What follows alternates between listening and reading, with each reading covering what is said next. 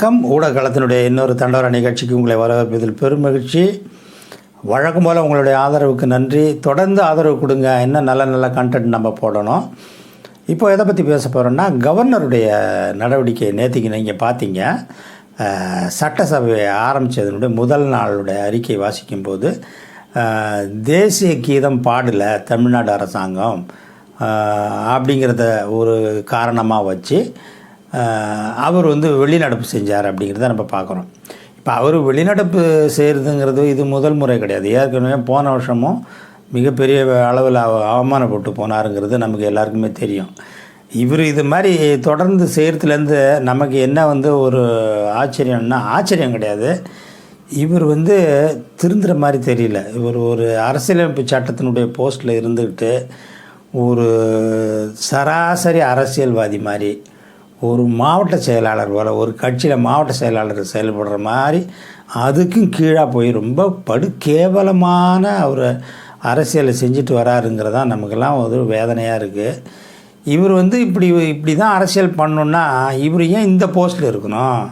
இவர் நேராக ரிசைன் பண்ணிட்டு தமிழ்நாடு பாஜகவில் சேர்ந்து அண்ணாமலைக்கு தோளோடு தோள் நிற்கலாம். அதேமாதிரி ஒரு ஆர்எஸ்எஸ் சங்கீதன் அவர். ஸோ அந்த சூழலில் அதுலேயும் கூட தமிழ்நாடு ஆர்எஸ்எஸ்லேயே ஒரு மெம்பர்ஷிப் ஆகி அவங்களோட சேர்ந்து ஒரு பாஜகவினுடைய ஒரு தலைவர் மாதிரி இவர் செயல்பட்டால் நமக்கு எந்த பிரச்சனையும் கிடையாதாச்சே. தொடர்ந்து ஒரு அரசியலமைப்பு சட்டத்தினுடைய ஒரு போஸ்ட்டில் இருந்துக்கிட்டு அங்கே நடக்கக்கூடிய அரசாங்கத்தினுடைய அனைத்து திட்டங்களுக்கும் தடை போடுறது, அதாவது என்னென்னலாம் தடை போட முடியுமோ அந்த அளவுக்கு ஒரு எதிர்கட்சி தலைவர் மாதிரி, ஒரு எதிரி கட்சி தலைவர் மாதிரி தொடர்ந்து இவர் தமிழக அரசாங்கத்துக்கு எதிராக செயல்படுறதுங்கிறது மக்கள் உண்மையிலே ரொம்ப வேதனையாக இருக்கிறாங்க. இவரை நினச்சா எவ்வளவோ கவர்னர் இந்த தமிழ்நாட்டில் இருந்திருக்கிறாங்க. யாருமே இந்த அளவு ஒரு கேவலமாக பிலோ த பெல்ட் இறங்கி அடித்ததே கிடையாது. இவருக்கு இவர்கிட்ட ஏற்கனவே அந்த உரை முன்னாடி போயிருக்கு. இவர் அந்த உரையை பார்த்துருக்காரு. இவர் என்ன பண்ணியிருக்கணும், அந்த உரையில் எனக்கு பிடிச்ச பகுதிகள்லாம் இல்லை, அதனால் நான் வரமாட்டேன், நான் வாசிக்க மாட்டேன்னு சொல்லியிருந்தாருன்னா இவரை கூப்பிட்ருக்க மாட்டாங்க. இப்போ தெலுங்கானாவில் தமிழிசையை கூப்பிடாமலே அவங்க நடத்தலையா?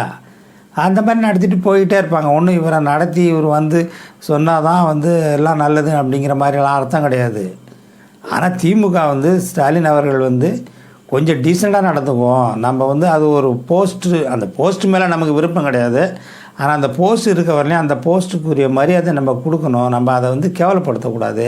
இவருக்காக இல்லை, அந்த போஸ்ட்டுக்காக நம்ம அந்த மகிமையை கொடுக்கணும், அந்த க்ளோரி நம்ம கொடுத்து தான் ஆகணுங்கிற ஒரு நல்லெண்ணத்தினுடைய அடிப்படையில், ஒரு டீசெண்ட் பாலிட்டிஷியனுங்கிற முறையில், ஒரு மெச்சூர்டு பாலிட்டிஷியனுங்கிற முறையில் அவர் இந்த வழிமுறைகளை நம்ம கடைப்பிடிப்போம்னு சொல்லி தான் முறைப்படி இந்த டெக்ஸ்ட்டை அவங்களுக்கு முன்னாடியே கொடுத்து அவர் பார்த்து அவர் கையெழுத்து போட்டு, அந்த செக்ரட்டரியும் கையெழுத்து போட்டு தான் நேற்றுக்கு முறைப்படி தான் அவர் மரியாதையாக நடத்தி தான் கொண்டு வந்திருக்கிறாங்க.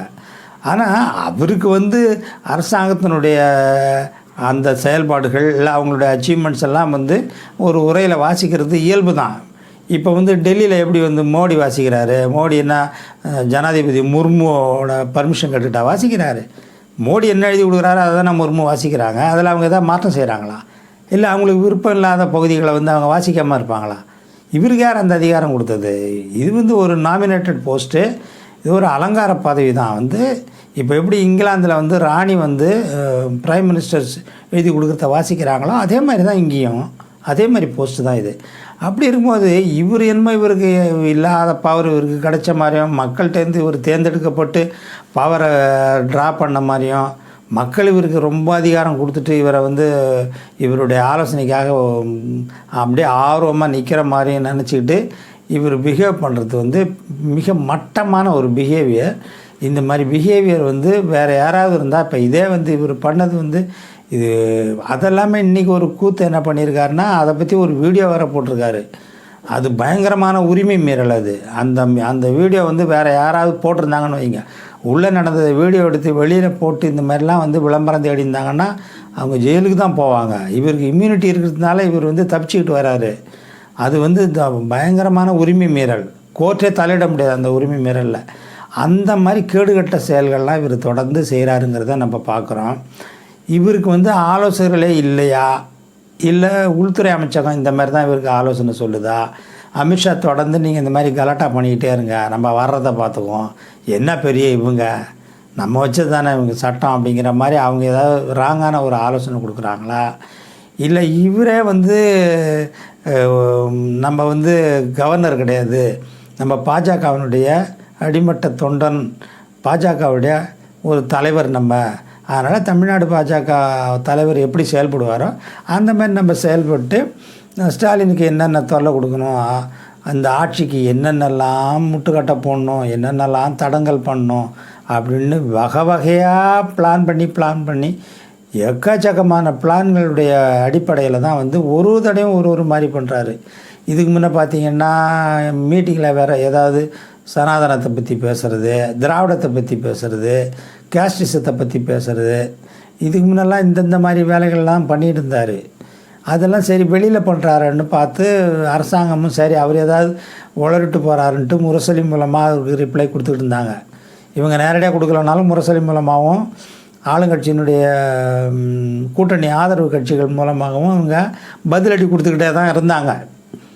இப்போ அது ஒரு லெவலுக்கு மேலே அளவுக்கு மேலே போயிட்டு இப்போ சட்டசபையில் வந்து எனக்கு சில பகுதிகள் வந்து பிடிக்கல, கான்ஸ்டியூஷனுக்கு விரோதமாக இருக்குது அந்த பகுதிகள், அதனால் அதை படிக்க முடியாது, அந்த படிக்க முடியாதுன்னு சொல்கிறதுக்கு இவர் சொல்கிற சாக்கு காரணம் என்னென்னா இவங்க வந்து தேசிய கீதத்தை பாடலை, அதுக்குள்ள தமிழ்த்தாய் வாழ்த்து தான் பாட சொன்னாங்க. நான் தேசிய கீதத்தை ஃபஸ்ட்டு பாட சொன்னேன், ஆனால் அதை மீறி இவங்க வந்து தமிழ்த்தாய் வாழ்த்து ஃபஸ்ட்டு பாடிட்டாங்க, அதனால் எனக்கு கோபமாச்சு, அந்த சாக்கை வச்சு நான் வந்து வாக் அவுட் பண்ணுறேன் அப்படின்னு சொல்லி வாக் அவுட் பண்ணியிருக்காரு நேற்றுக்கு. ஆக்சுவலி இவருக்கு உண்மையான காரணம் வந்து இதில் ஏதாவது குளறுபடி பண்ணி தமிழக அரசனுடைய அச்சீவ்மெண்ட்ஸ் அந்த உரையில் வர்றதன் மூலமாக அது நியூஸாக மாறி மக்கள் மத்தியில் போகக்கூடாதுங்கிறது தான் இவருடைய உள்நோக்கம்.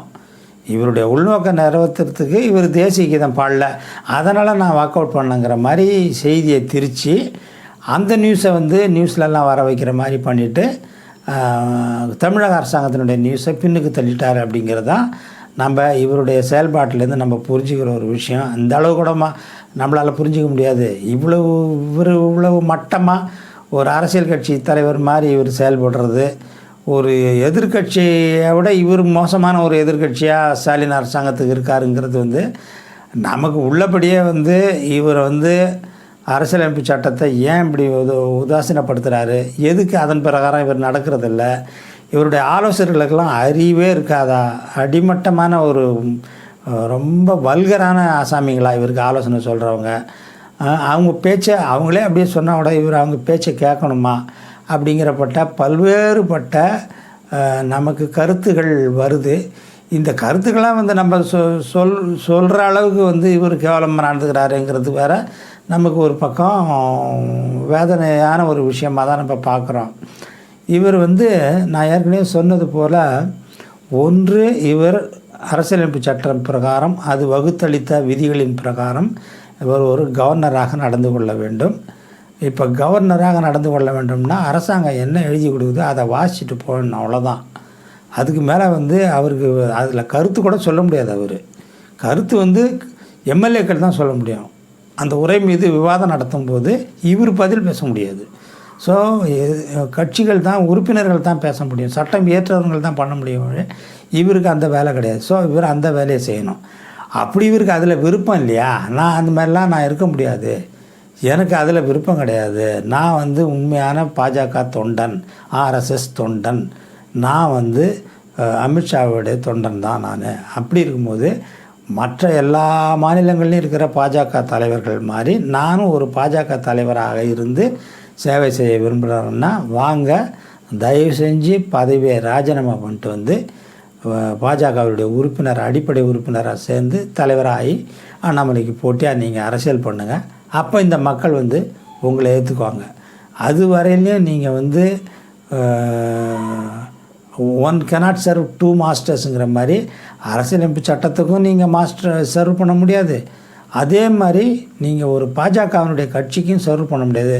ஒருத்தர் 2 பேருக்கு சர்வ் பண்ணுறதுக்கு வந்து வாய்ப்பே இல்லை, அது நல்லதும் இல்லை, அது 2 பேருக்கும் துரோகம் பண்ணுற மாதிரி. அப்படிங்கிற ஒரு சூழலில் இந்த ஆளுநர் வந்து திருந்த வேண்டும்.